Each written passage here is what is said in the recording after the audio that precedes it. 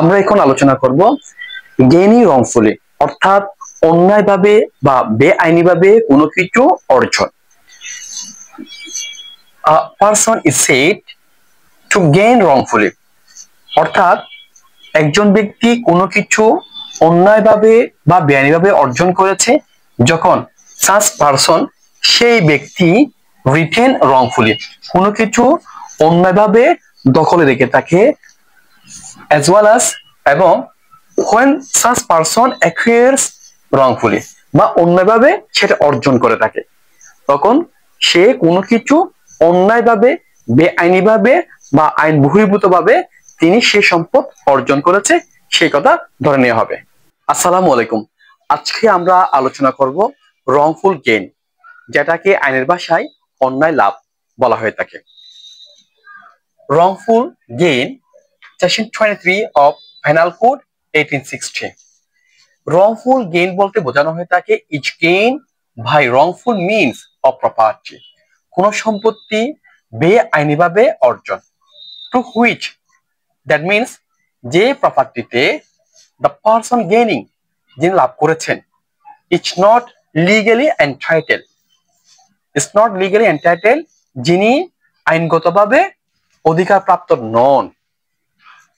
অর্থাৎ এমন কোনো বস্তু বা এমন কোনো সম্পদ যেটি তিনি আইনগতভাবে অর্জন করেননি, এই অর্জিত সম্পদকে বলা হচ্ছে রংফুল গেইন বা অন্যায় লাভ। যেমন for example, gaining by stealing, চুরির মাধ্যমে, theft, smuggling by robbery, by dacoity, by mugging and snatching. অর্থাৎ চুরির মাধ্যমে, স্মাগলিং এর মাধ্যমে, দস্যুতার মাধ্যমে, ডাকাতির মাধ্যমে বা ছিনতাইয়ের মাধ্যমে যদি কোনো ব্যক্তি অন্য কোনো ব্যক্তির কোনো সম্পদ অন্যায়ভাবে যদি লাভ করে থাকে, তাহলে সেই সম্পত্তি হচ্ছে অন্যায় লাভ, যেটাকে আইনের ভাষায় একটি অফেন্স হিসেবে গণ্য করা হয়েছে। আমরা এখন আলোচনা করব রংফুল লস।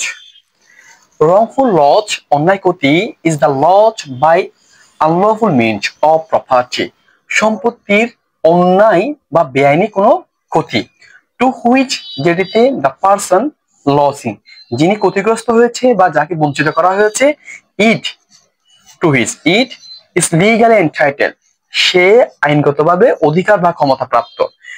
যে ব্যক্তি কোনো সম্পত্তিতে আইনগত অধিকার রয়েছে, সে ব্যক্তিকে যদি সেই সম্পত্তির অধিকার থেকে বঞ্চিত করা হয় বা ক্ষতিগ্রস্ত করা হয় তাকে, সেই ক্ষতিকে বলা হচ্ছে কি রংফুল লস। আমরা এখন আলোচনা করব লসিং রংফুলি, অর্থাৎ অন্যায়ভাবে ক্ষতিগ্রস্ত হওয়া বা কাউকে তার আইনগত অধিকার বা সম্পদ থেকে বঞ্চিত করা।